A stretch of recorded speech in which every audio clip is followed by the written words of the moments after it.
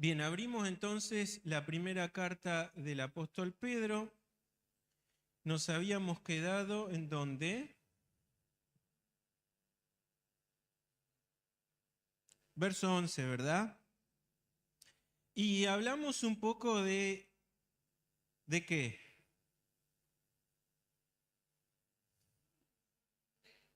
¿De qué hablamos? Dijimos que hay una palabra que ahí resaltaba y empezamos a hablar de batalla. ¿No vino nadie de lo que está acá en la clase pasada? ¿Qué pasó? ¿Están dormidos? Lo voy a hacer poner de pie, cantar Somos Soldaditos y... Les dije, Pedro, ¿qué les da? La identidad, les recuerda la identidad. A pesar de las circunstancias, nuestra identidad no se pierde. Por más mal que le estemos pasando, es la identidad que ganó Cristo en la cruz, que hoy recordamos. Pero esa identidad implica también comportarnos como hijos ¿de qué? De Dios.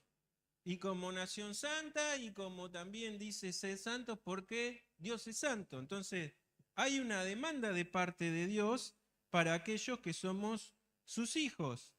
Y Pedro comienza con una rogativa, ¿se acuerdan? Pablo utiliza también esto, les ruego. Siempre que leamos eso, prestemos atención, no lo pasemos por alto, porque es lo que Dios nos dice. Hijo, te ruego tal cosa. ¿Y qué le pide ahí? ¿Se acuerdan? Dice como extranjeros y peregrinos. ¿Por qué les recuerda eso? Sí, pero además, ¿qué somos nosotros? ¿Dónde está nuestro reino verdadero? En los cielos, ¿verdad? ¿Y qué reino tenemos que buscar? Jesús mismo lo dijo, y su justicia, ¿verdad? Y él dijo todas las demás cosas que van a hacer. Por ende, el cristiano no debe ser una persona ansiosa. Tiene que ser una persona que confía plenamente en que si Dios alimenta pájaros, ¿cuánto más nosotros? Mucho más, ¿no? Por eso tira abajo con este animalismo de que un pájaro vale lo mismo que nosotros. No, a los ojos de Dios nosotros somos inmensamente más valerosos que cualquier cosa de su creación. Y dice, y si los lirios Dios los viste de esa forma tan hermosa, ¿cómo a nosotros no se va a encargar de nosotros? Por eso les dice y nos recuerda eso. Cuidado con también aferrarnos demasiado a este plano, porque nosotros estamos de paso. Y como estamos de paso, no es que estamos de paso para pasarla bien. Estamos de paso con un propósito. Y lo primero que Pedro les recuerda ahí que tienen que abstenerse de algo. ¿De qué es? ¿Eh? Bien, ¿qué dice? Batallan contra el alma. No acarician el alma, no nos dan. Es una batalla. Y dijimos, el Hijo de Dios, el verdadero Hijo de Dios, todos los días tiene batallas. El que no tiene batallas o es un Hijo de Dios carnal, categoría que Pablo da, o no es renacido. Entonces eso es parte también de evaluar nuestra vida. ¿Estamos batallando todos los días o dejamos que la corriente nos lleve y nos lleve? La vida del cristiano es como el salmón, dijo el profeta Calamaro, que va contra corriente. Y recordábamos esto, la salvación no eliminó la lucha contra el pecado. Sí nos liberó ¿de qué? De la condenación, por eso cantamos rompió mis cadenas. Pero en nuestra vida sabemos que seguimos teniendo luchas. Y una vez que tenemos a Cristo tenemos tres enemigos, duros enemigos, ¿eh?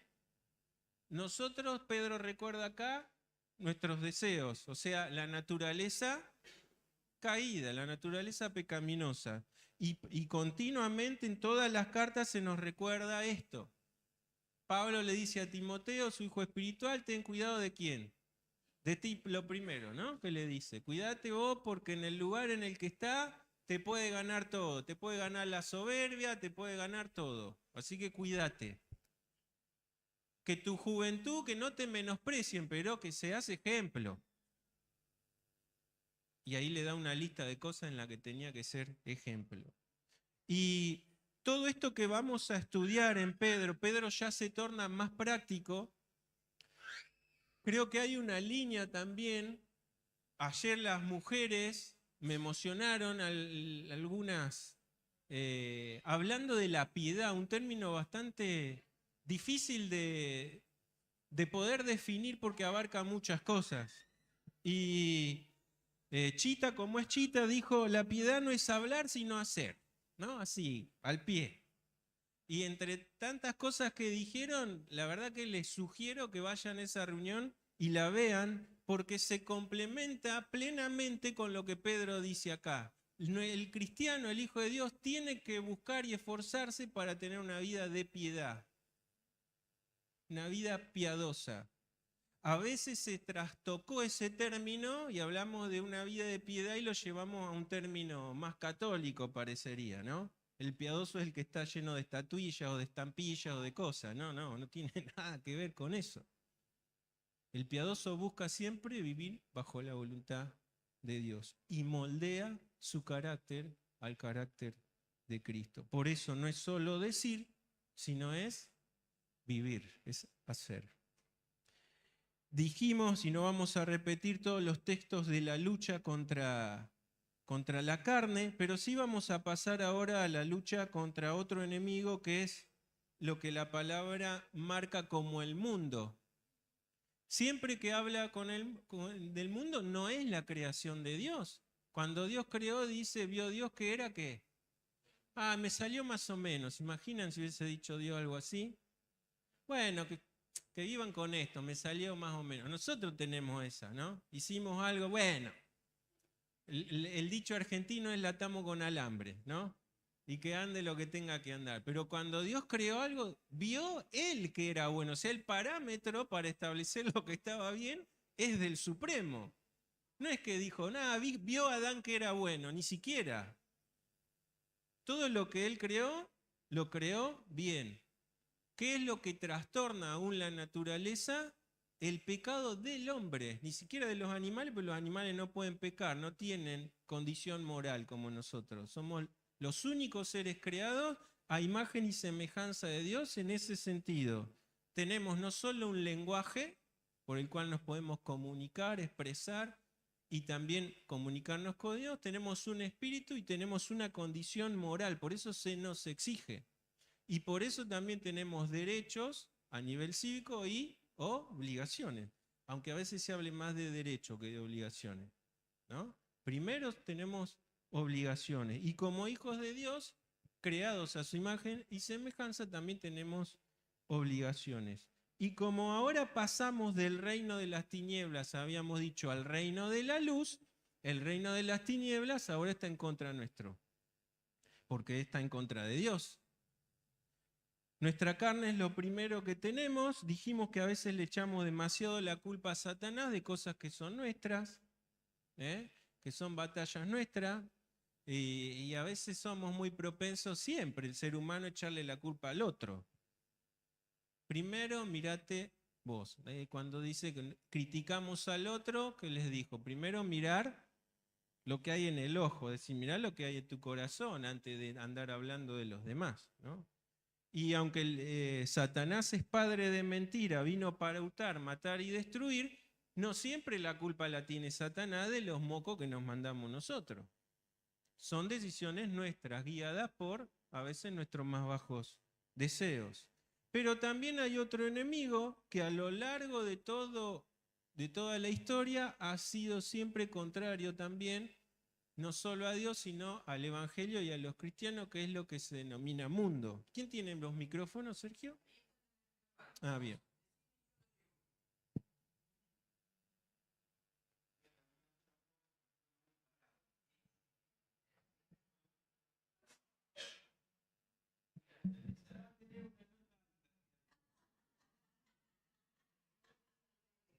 Es el alumno que siempre yo, ¿viste?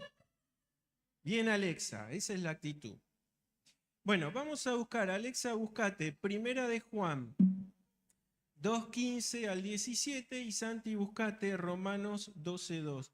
Esto es un muy pequeño resumen, yo les dejo más texto después en el apunte porque entiendo que los que estamos acá conocemos todas estas cosas, pero si hubiese alguien que no, está bueno recordarlo también para los que ya sabemos, ¿sí? Romanos 12:2 y 1 de Juan 2:15-17. Cuando lo tengas, Alexa, dale, prende el micro y... Dice, no améis al mundo ni las cosas que están en el mundo. Si alguno ama al mundo, el amor del Padre no está en él. Porque todo lo que hay en el mundo, los deseos de la carne, los deseos de los ojos y la vanagloria de la vida, no proviene del Padre, sino del mundo. Y el mundo pasa y sus deseos, pero el que hace la voluntad de Dios permanece para siempre. Es bastante radical. Bueno, Juan tenía esta condición, ¿no? El que ama es, el que no ama no es, y no se anda con medias tintas. Pero dice algo notorio, dice todo lo que hay en el mundo. Y uno podría decir, bueno, Juan, hay grises, tampoco seas tan, ¿no? Porque, a ver, todos los que tenemos profesiones, ¿dónde las estudiamos? No vinimos a la iglesia a estudiar. Yo no soy veterinario porque estudié en Calle Salta.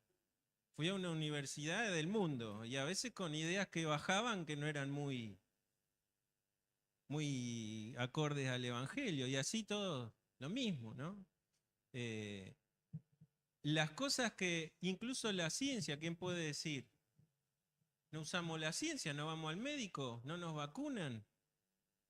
Entonces, Juan, estás medio equivocado acá con lo que estás diciendo. Todo lo que hay en el mundo, no. Porque nosotros nos favorecemos de muchas cosas. El problema es cuando nosotros no comprendemos a lo que apunta el autor, porque después lo explica.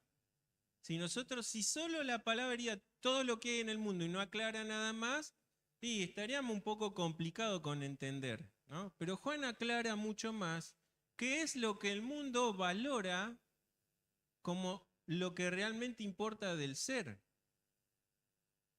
Y ahí sí nos podemos dar cuenta que a lo largo del tiempo siempre los valores del mundo fueron contrarios a los valores de ¿quién? De Dios. Por eso él habla de la totalidad, de un sistema que está caído, porque como Satanás tienta a Jesús le dijo, todo esto te voy a dar, sí, postrar, me fue dado a mí, dijo Satanás. Alguno podría decir, bueno, no, Dios está sobre todo, sí, aún sobre Satanás está. Pero hay cosas en las que el enemigo reina. Siempre, obviamente, bajo la directriz del Supremo, ¿no? A Pedro, ¿se acuerdan Jesús que le dijo? Satanás pidió para zarandearte. Y no dijo, pero yo voy a hacer que no te zarandee. Qué lindo sería no ser nunca zarandeado, ¿no? Pero ¿qué dijo? Yo he pedido para que tu fe no falte, o sea, en el medio del zarandeo, que tu fe sea fortalecida. Porque el zarandeo es la universidad de Dios para nuestras vidas. Y la fue obviamente para sus discípulos. Por eso todo igual está obviamente y tenemos que confiar que aún cuando estamos siendo tentados, cuando estamos pasando por situaciones difíciles, sobre todas las cosas está Dios mirando, sobre todo porque somos sus hijos. Y de sus manos nadie nos puede sacar, ni Satanás nos puede sacar de sus manos, ni la muerte, dice Pablo, me puede separar. Entonces esa es la confianza que tenemos, que dice que aun cuando somos tentados, Satanás no puede tentarnos más de lo que nosotros podemos soportar. Por eso que no hay excusa, ¿eh? Cuando cedemos a la tentación, no, Señor, no pude con esto. No, sí podías. No usaste las herramientas espirituales que yo te di, te dice el Señor, pero sí podías. ¿Sí? Y el otro texto, no vamos a entrar en detalle porque todos creo que conocen lo que es los deseos de los ojos, la vanagloria de la vida, es decir, todo lo que el mundo pondera como lo importante para el ser humano, ¿eh? Las riquezas, la fama, el bienestar, que no es de ahora, porque si vamos al tiempo de Pablo, ¿qué filosofía pregonaba esto? ¿Se acuerdan? Había dos principales, ¿cuáles eran? Muy bien. ¿Y quiénes buscaban el placer? Los epicúreos, ¿verdad? Aunque los estoicos también eran parte de ese sistema mundo porque creían que el todo del hombre era la virtud. Y entonces, claro, eran un poco más parecidos al cristiano porque doblegaban su cuerpo, se negaban a ellos mismos en muchas cosas, pero su fin último era solo la virtud. La virtud en el marco, no de un marco de lo que Dios da como virtud, sino de un marco de un imperio, de lo que para el imperio, para lo que la filosofía pregonara, fuera la virtud. ¿Tá? O sea que por un lado o por el otro, igual siempre el sistema mundo estaba errado, estaba en contra de los deseos de Dios. Y Pablo habla mucho de esto, incluso teniendo en mente también todas las prácticas que tenían. No se crean que el libertinaje que hoy vivimos no lo vivió Roma. Roma nos podría dar muchas clases de libertinaje a todos nosotros, porque la conducta y la degradación de Roma, por eso cae el imperio romano, no por algo económico, sino porque primero se degradan moralmente, como todos los imperios. Era bastante complicado también vivir en esa época, ¿eh? Por eso es que el mundo dice, todo lo que el mundo te muestre a vos, que vos valés por lo que el mundo te muestra que, mirá para el otro lado, mirá la palabra de Dios, porque para Dios valés por todo lo contrario a lo que el mundo te dice. Pero a veces se mete esto también en la iglesia, ¿no? Por eso Pablo también le dice a Timoteo, hablándole de los ricos de este siglo, no le dice que dejen de ser ricos, pero le dice cómo los ricos se tenían que comportar, que sean piadosos, que no sean dadivosos, que sean dadivosos a los necesitados, etcétera, etcétera, ¿no? Porque en el plano espiritual no importa, como dice también su palabra, seas esclavo libre, hombre o mujer, rico o pobre, gentil o judío. Todos, qué bueno esto, formamos parte del reino de Dios y todos tenemos la misma obligación delante de Dios, que es crecer a imagen y semejanza de Cristo. Y el segundo texto es Romanos 12:2. Y no adopten las costumbres de este mundo, sino transfórmense por medio de la renovación de su mente para que comprueben cuál es la voluntad de Dios, lo que es bueno, agradable y perfecto. Bien. Y todos nosotros, los que al menos pintamos años, vemos esto de amoldar es tomar la forma, que la iglesia tristemente muchas veces toma las formas del mundo. En todo sentido, ¿eh? Desde lo que vestimos hasta nuestros cultos a veces. La otra vez pasaba por una, estaba medio oscureciendo, luces rojas y azules destellando adentro. Yo dije, hay un boliche acá adentro. ¿Qué pusieron? Porque claro, era un negocio de cerámico, no sé qué, y de un día para el otro era una iglesia. Y encima los vidrios empañados se veían solo esas luces. Al principio de lejos pensé que era un patrullero, pero cuando llegué, digo, esto está dentro de... ¿Qué es? O sea, no había ya distinción de uno poder saber, ¿este es un lugar donde se congregan hijos de Dios o qué es? Son cosas del mundo. Y dijimos, los cristianos, sobre todo en el primer siglo, que es donde mostraron realmente lo que Cristo hacía en sus corazones, no adoptaron ningún mecanismo del mundo para predicar. Mostraron con el cambio de sus vidas que Cristo había hecho cosas grandes dentro de ellos. Dios nos salvó para ser distintos, no para ser iguales al mundo. Y a veces tristemente adoptamos costumbres del mundo, vestimentas del mundo, formas del mundo, vocabulario del mundo. Otra cosa que vemos que se está degradando rápidamente el vocabulario, ¿no? ¿Y cómo hablamos nosotros? ¿Hablamos como un mundano o hablamos como un hijo de Dios? Por eso este sistema mundo es muy sutil, ¿eh? Se mete de a poquito. Hoy se mete muy fácil con las redes sociales, sobre todo a los más peques, ¿no? A nuestros hijos. Tenemos que andar con 25 ojos cuidando qué es lo que miran. Pero así es el mundo. Y de golpe estás en la mesa y tu hijo largó una palabra y decís, ¿de esta de dónde? En la iglesia no la escuchó. Aunque a veces en la iglesia también se escucha. Pero nos sorprende, ¿no? Porque de un día para el otro, tac, o pensamientos. Por eso dice renueven su mente. ¿Con qué? Con la filosofía del mundo, renovate. Sé más progre. Renovate con esto. Pero es un libro antiguo, pero no anticuado.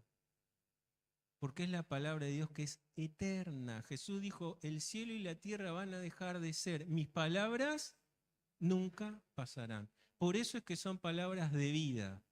Por más que se hayan escrito hace más de 2000 años y algunas hace 5000 años, siguen siendo hoy palabras de vida. Hoy Charlie leía Isaías, siglo VIII antes de Cristo. ¿Qué nos puede enseñar un escrito tan antiguo? Y en el banco yo meditaba y se me caía una lágrima de lo que escribió este hombre guiado por el Espíritu hace tanto tiempo atrás. Esa es la palabra de Dios. ¿Vamos a la palabra de Dios todos los días? Es la única forma de renovar tu mente, ¿eh? Escuchamos mucho a veces, yo me incluyo, mensajes, sermones por Google o por lo que sea, YouTube, pero lo que realmente es lo que transforma nuestra mente es ir a la palabra de Dios. Abrimos su palabra, somos sistemáticos a la hora de abrir su palabra. Volvamos a la palabra de Dios, es la única forma de sacar las cosas que el enemigo y el mundo quieren meter en tu mente. Segundo enemigo, el mundo. Tercer enemigo. Me voy a pasar 5 o 10 minutos, pero quiero terminar con esto. El diablo. Y si fuese solo el diablo estaríamos un poco zafados porque él no es omnipresente, pero es el diablo y sus demonios. Miles y miles deben ser, unos cuantos. Y están tanto tiempo en la tierra que nos conocen muy bien, porque están desde el principio. Y desde el principio tuvo la astucia de hacer caer al hombre, a la mujer primero y después a Adán. Y hoy creen que tampoco no tiene astucia, mucho más, ¿no? Aprendió mucho más en todo este tiempo para hacernos tropezar y caer. Por eso es el enemigo de nuestras almas. Vamos a leer algunos textos. ¿Quién quedó con los micros? Pasáselo ahí a Dorita. Y vos, Alexa, pasáselo ahí atrás a la Pipi. Dori, buscate. 2 Pedro 5, 8 y 9. Pipi, buscate Santiago 4, 7. Y Alicia, buscate Efesios 6, 10 al 18. Estos 3 textos nada más y vamos a terminar con esto. Estoy sintiendo estómagos crujir, así que ya hay hambre.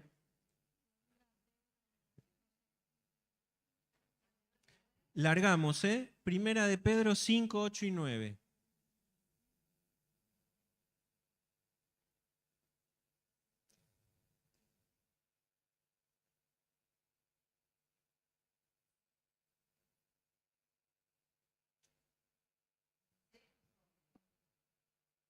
Prendete el micro. Sé sobrios y velad, porque vuestro adversario, el diablo, como león rugiente, anda alrededor buscando a quien devorar, al cual resistió firmes en la fe, sabiendo que los mismos padecimientos se van cumpliendo en vuestros hermanos en todo el mundo.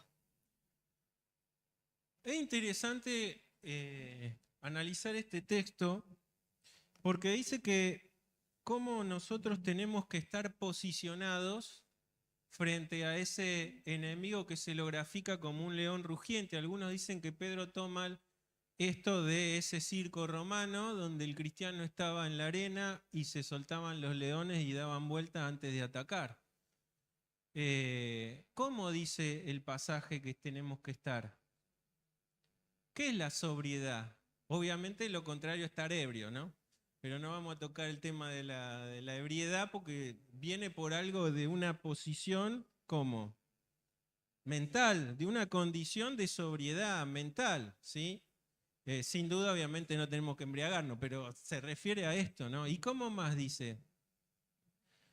Estar despierto, ¿no? Velad es estar atento y despierto. Es como el atalaya. Imagínense si el atalaya se dormía y venían enemigos. Sonamos, ¿no? Por eso una de las cosas que hacían los enemigos que era, primero mataban a los atalayas, lo más silenciosamente posible para poder entrar. Si nosotros como atalaya estamos dormidos, ¿qué va a pasar? El enemigo se va a mandar como por cualquier lado, ¿no? Y más si no somos sobrios. La sobriedad es un estado de la mente que es consciente de los peligros. Los chicos no son sobrios, los niños. Por eso ustedes ven que no tienen miedo, que se meten en lugares donde si este no sabe dónde está, o se trepó y vos lo viste allá en el árbol, decís, este se llega a caer, ¿no? Y a veces no le tenés que decir nada para que no tenga miedo y no se reviente contra el piso, pero la sobriedad es el estado consciente de que en el mundo tenemos peligros como hijos de Dios. De no ser confianzudo. No se puede ser confianzudo ni con el mundo ni con Satanás, ni siquiera con nuestra carne. No, esta yo me la banco, ¿no? Y recordamos que tres de los hombres más notorios, como fue David, Salomón y Sansón, el hombre más fuerte, el más sabio y el conforme al corazón de Dios, ¿qué pasó? Los tres por las mujeres. Nah, no fueron las mujeres. Fue dar rienda suelta a sus deseos. ¿Sí? ¿Y cómo terminaron? Bueno, David fue perdonado, pero vaya si padeció por eso, ¿no? Pero Sansón, ¿cómo termina? Saben que el enemigo le sacara los ojos en el plano espiritual es lo que Satanás quiere hacer con nosotros. Nos quiere sacar la visión espiritual. El Hijo de Dios que no tiene visión espiritual, la única visión que tiene es la del mundo. Por eso siempre tanta contrariedad en la palabra, con cuidado con el mundo. Si amás al mundo, el amor del Padre no va a estar en vos. Porque Satanás quiere sacarnos los ojos espirituales. Quiere sacarnos la visión. ¿Qué visión? La que el Padre tiene para cada uno de nosotros. Las obras que Él preparó cuando, de antemano, antes que incluso naciéramos, ¿para qué? Para transitar por ellas. Y si no tenés ojos para ver, ¿cómo vas a transitar? Eso quiere hacer el enemigo. Por eso también hay tanto cristianismo de salón, tanto cristianismo showman. No hablan de pecado, no hablan de Cristo, no hablan de la sangre, no hablan de la necesidad de un Salvador. Sí te hablan de un Dios de amor, pero no te ponen, como hoy decía Carlito, en la condición en la que delante de Dios estás, sos un vil pecador. ¿Escuchan eso habitualmente en las radios cristianas ustedes? Porque el enemigo quiere cegar a la iglesia, quiere que transmite un mensaje amigable de las plataformas. Pero el mensaje amigable no convierte en ningún alma, ¿eh? El único mensaje es que nosotros necesitamos un Salvador porque nuestro pecado nos condena delante de Dios. ¿Y por qué estamos aquí? Porque un día se nos cayó la venda, reconocimos nuestra condición y dijimos, Señor, entra a mi corazón. Eso es gracia de Dios. Efesios 6, del 10 al 18, nos recuerda una vez más que nuestra posición es estar despierto, es ser sobrio. Y otra cosa más, dice, resistid como sentados. Resistan sentados, tranquilos, firmes, la firmeza espiritual. Hay más textos que nos hablan también de una armadura que se nos dio.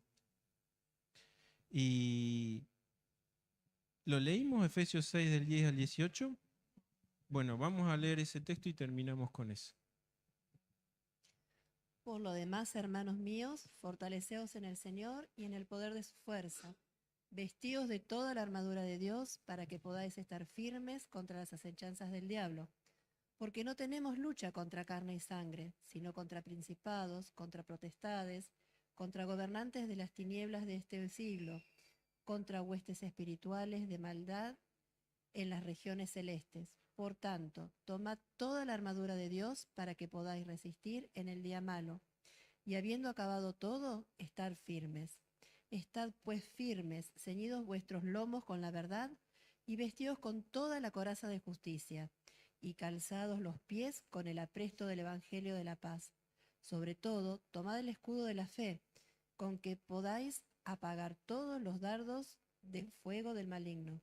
Y tomad el yelmo de la salvación y la espada del Espíritu, que es la palabra de Dios, orando en todo tiempo, con toda oración y súplica en el Espíritu, y velando en ello con toda perseverancia y súplica por todos los santos. Ese texto es uno de los textos que resume también una vida de esfuerzo en la piedad. El cristiano es un hombre que se esfuerza, obviamente trabaja, pero que se esfuerza en el plano espiritual en ser piadoso, en buscar la piedad. Porque hay un enemigo que no tiene piedad. Satanás no tiene piedad, ¿eh?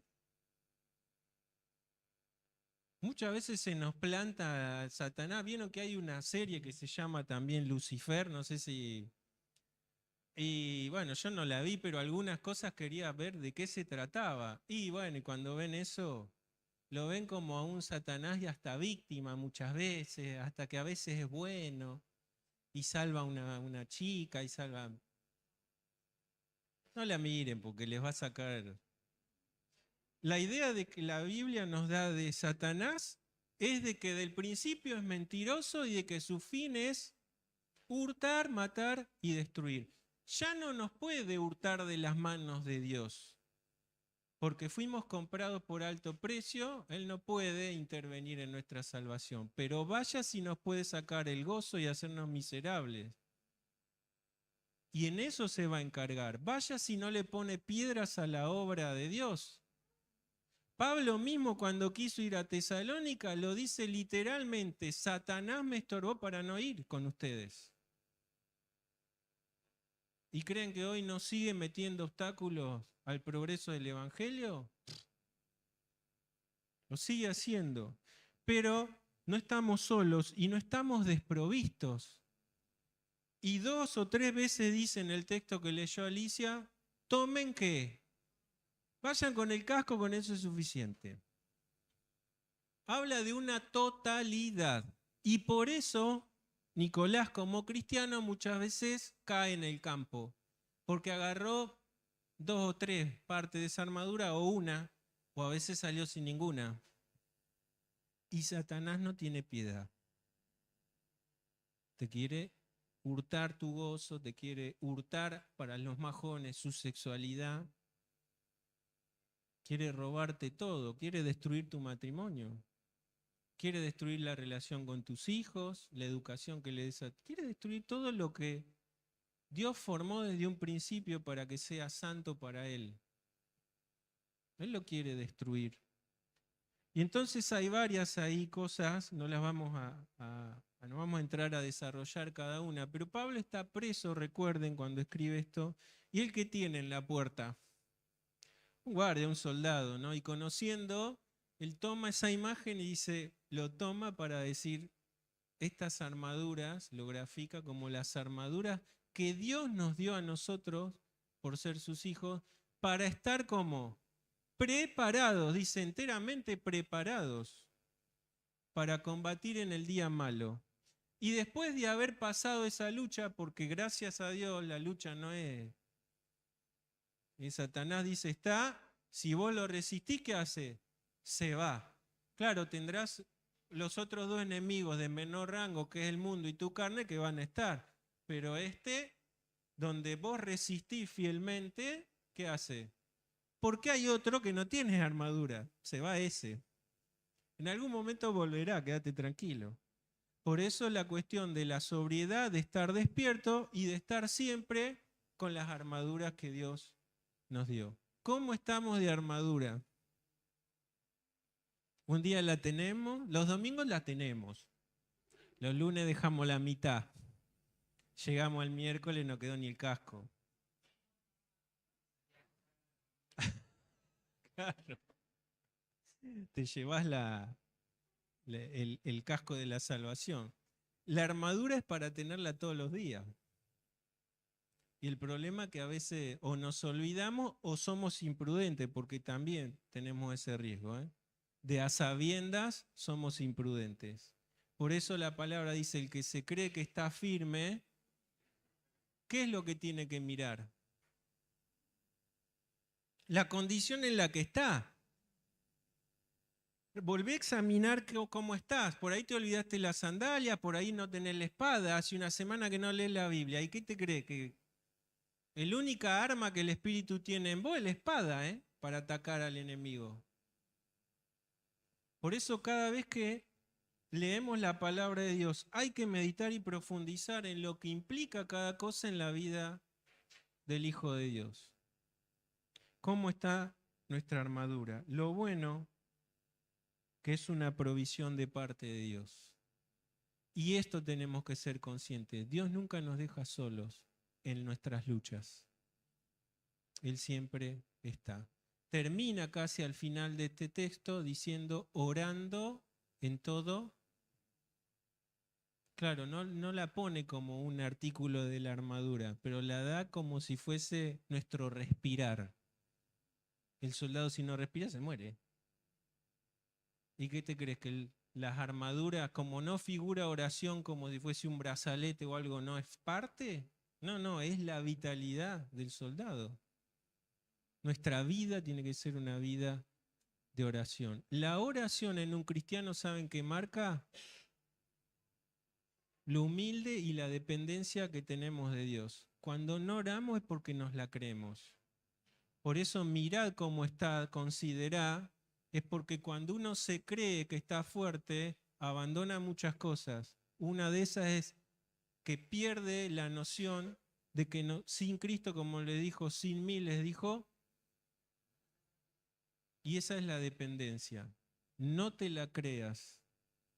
Si no estamos continuamente en dependencia de la voluntad de Dios, estamos en terrenos frágiles. Y nosotros, como le dijo también Jesús a Pedro, hay tiempo en que vamos a estar zarandeados. Vayas y vamos a tener zarandas en la vida. A veces algunas, como dijo Elías, quítame la vida. No soy mejor que mis padres. Puede pasar eso también. Señor, no aguanto más esto. Y el Señor una vez más te va a fortalecer para que sigas adelante. Dice el verso 12, manteniendo buena vuestra manera de vivir entre los gentiles, para que en lo que murmuran de vosotros como de malhechores, glorifiquen a Dios en el día de la visitación, al considerar que vuestras buenas obras, es como diría, vuestra vida virtuosa. Y hay una palabra que a mí me llama la atención, que dice manteniendo. Todos los que tenemos casas o vehículos, hay algo que tenemos que hacer, que es darle mantenimiento. Y cuando terminaste de hacer algo, sobre todo en las casas, ¿qué pasa? Algo, siempre hay. O sea, hay que ejercer mantenimiento. Con los vehículos lo mismo, si no lo mantenés, ¿qué pasa? Y te dura menos de la mitad de lo que el tiempo te tenía que durar. Toda nuestra vida tiene que ser un procurar mantener. La vida del cristiano es una vida que tenemos que ocuparnos en mantener. Por eso la salvación, que hablábamos de eso, de los distintos usos de esta palabra, es que hay que mantener la salvación. Es nuestra vida que fue salvada con un propósito. Y vaya que tenemos que esforzarnos en mantenernos de pie. ¿Cómo? Dice, manteniendo buena. Interesante lo que Pedro pone acá. Algunos la mantenemos en el mediocre a veces, ¿no? Bueno, con que vaya los fines de semana a la reunión. Eso no es mantener buena nuestra vida. El mantenimiento requiere que esté en condiciones aptas. ¿Para qué? Bueno, para ser usados como instrumentos de Dios, en primer lugar. Pero después, si no hay mantenimiento, tampoco podemos dar batalla. Ni a nuestra carne, ni al mundo, y mucho menos a Satanás. Por eso el mantenimiento es una cosa también de todos los días. Pedro dice acá, nuestra manera de vivir entre quienes. nosotros sabemos que nuestra manera de vivir hay que mantenerla para todos, no solo para los gentiles, para nuestros hermanos también en la comunión. Pero acá había un contexto, que estos hermanitos estaban expatriados y ahora no estaban en su ámbito, habían sido despojados incluso de sus bienes y algunos hasta se habían hecho esclavos, ¿se acuerdan que les comenté? Y el mundo gentil veía a los cristianos como parias. No nos veía, y hoy ha cambiado un poco esa visión, pero hasta por ahí nomás, como un grupo de gente santa. Porque es interesante que dice, murmuran de ustedes como que. ¿Por qué le llamarían malhechores a los cristianos? ¿Tan desgraciados serían? ¿Qué les parece? A lo largo del tiempo y de la historia, lo primero con lo que tuvieron que ellos que luchar fue con la idolatría.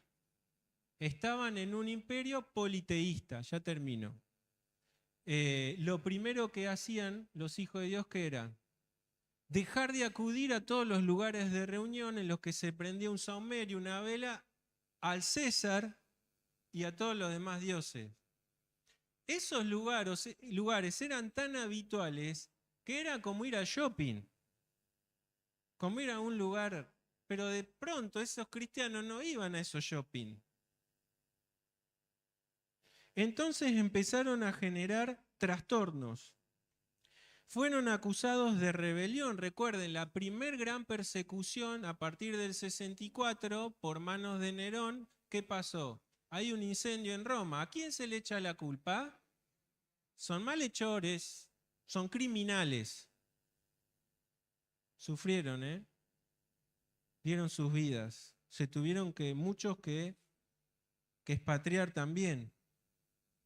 Pero muchos perdieron no solo casas, vidas, familiares, y de forma muy humillante. Dice que Nerón habilitó sus jardines para incendiarlos públicamente. Los untaba con brea y alumbraba, dice, la ciudad de noche con los cristianos. Terrorismo, culpados del incendio. Ateísmo, su aversión por los ídolos y el culto al emperador. Con esto lucharon 300 años. Cuando pasaba un soldado, ¿qué tenían que decir? ¡Ave César! O César Salvador, o César Señor. ¿Qué hacía un cristiano? Y hay narraciones de que cuando los capturaban, los llevaban, los doblegaban, los torturaban y ellos tenían que decir César es Señor. Y ellos que decían Jesucristo es el Señor. Y así morían. Inmoralidad. ¿Por qué los acusaban de inmoralidad? Bueno, por el amor que se manifestaban. Porque hablaban de fiestas de ágape. Y claro, ¿qué decían? Estos son inmorales, tienen prácticas inmorales. Sin saber, obviamente, lo que hacían. ¿De qué más? Canibalismo. Porque escuchaban que ellos tenían una participación especial los domingos. Comían pan y vino que representaba el cuerpo y la sangre. Y escucharían textos que tendrían cuando Jesús decía, esto es mi cuerpo, esto es mi sangre, estos son caníbales. Inmoralidad, obviamente por el amor que ellos tenían, de ser contrarios al comercio, y eso hay una narración, ¿se acuerdan? En Éfeso, ¿qué le pasa a Pablo? Claro, hubo tal conversión, no solo prenden fuego los libros de magia, dejan de adorar ¿a quién? A Diana. Y detrás de eso, ¿qué había? Un buen negocio. Tenía llaveritos de Diana, almanaques de Diana, tapetes de alfombra de Diana. Y de pronto se convierten tanto. ¿Qué pasó con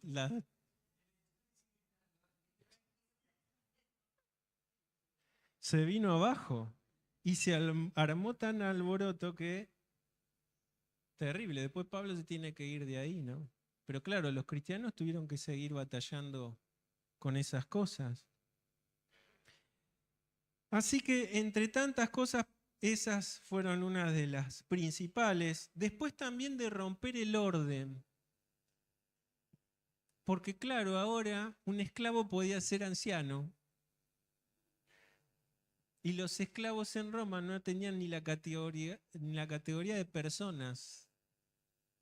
Hay filósofos que dicen que un esclavo es una herramienta con boca. Y los amos podían dejarlos morir, venderlos. No tenían derecho alguno. ¿Saben qué? No tenían derecho ni siquiera del matrimonio. Por eso es, cuando uno lee muchas de las cosas, hay que contextualizar lo difícil que era para la iglesia transitar. Por eso que si bien no tenían como registros civiles como tenemos después, las uniones matrimoniales tenían que ver con cartas privadas, sobre todo los más nobles o pudorosos. ¿Por qué? Poderosos, porque ahí se fijaban en estatuilla la dote y todas las cosas que iban ahí. Pero los esclavos no tenían poder de nada. Entonces, ¿que no se casaban? Sí, habían uniones que el amo permitía para su beneficio. Porque los hijos que nacían, ¿de quién eran? Del amo de la mujer. Porque si se casaba una esclava o se juntaba una esclava, eso se llama contubernium, se llamaba. Una esclava de un amo con un esclavo de otro amo y tenían hijos, ¿a quién pertenecía? Al esclavo de la mujer. Y lo triste es que ese amo podía romper esa unión cuando él quisiera. ¿Qué hacen los cristianos? Se juntan nobles con esclavos. Oh, y un esclavo está dando la palabra. Oh, y un esclavo es el anciano de la iglesia. ¿Qué les parece que generaría eso en esa cultura? Estos están dementes, estos están locos. Ni hablar cuando hablamos de la mujer. Aunque en la Roma imperial la mujer tenía muchas más libertades que en la Roma de la República, seguía estando en una condición complicada. Pero ahora de repente las mujeres ayudan a Pablo en su ministerio, predican la palabra, tienen roles administrativos en la iglesia y también tienen roles de enseñanza. Se ocupan de las viudas, se ocupan de las más jóvenes, tienen dones que el Espíritu también les da, por eso son parte esencial del cuerpo de Cristo. Y culturalmente, por eso es que cuando nosotros analizamos realmente cómo lucharon estos hermanos nuestros, y tenemos que mirarnos un poco nosotros, ¿no estaremos muy cómodos? ¿Cómo en nuestra vida cristiana? Nos callamos muy fácilmente cuando hay debate sobre ideología, sobre aborto, sobre homosexualidad y tantas cosas que avanzan a paso agigantado. ¿Qué hace la iglesia con respecto a eso? Les hablamos a nuestros hijos, a la generación más chica, que Satanás les quiere contaminar, pervertir la cabeza y aún hacerlos dudar de su identidad. Velemos, que el enemigo quiere hurtar, matar y destruir todo lo que Cristo ganó para cada uno de nosotros, manteniendo buena vuestra manera de vivir entre los gentiles, a pesar de que piensen de nosotros lo que quieran. Con nuestra forma de vida piadosa tenemos que demostrar quiénes somos. Que esto sea así en nuestra vida, cada día.